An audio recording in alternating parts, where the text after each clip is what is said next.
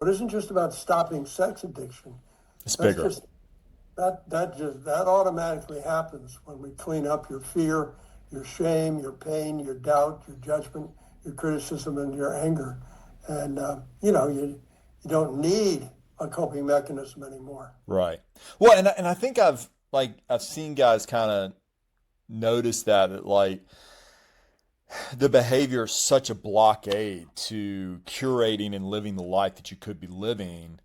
And one of the ways I kind of look at that is that you're living in about 30% of your life capacity with regards to happiness, joy, engagement, purpose, being present in your life. So, like something that seems small that our mind minimizes and goes, well, it's not that big of a deal. Obviously, when there's disruption in your relationship, you realize it is a very big deal. But something that we kind of look at and go, it's not that big of a deal. Um, all of a sudden we realize how drastically it affects our lives. I mean, it's like, for example, when I started working with you, you told me I would make more money. At that time, I was working as a CFO, and even though I had a salary, my income was tied to net.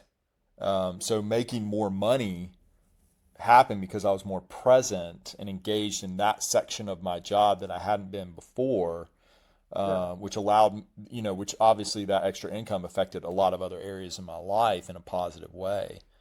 Right. So it's amazing to me how much what seems like such a small thing, disrupts our capacity for life in such a massive way. Yeah. Well, and you're living your reality.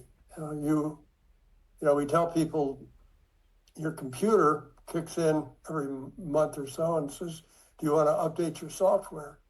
And you push a button and it says, and it does it. Yeah. We don't have buttons on our necks. And so the next best thing we have to updating our software to be here now with what we have, with this wife, with this life, and not living in reaction to our negative history or our addictive history,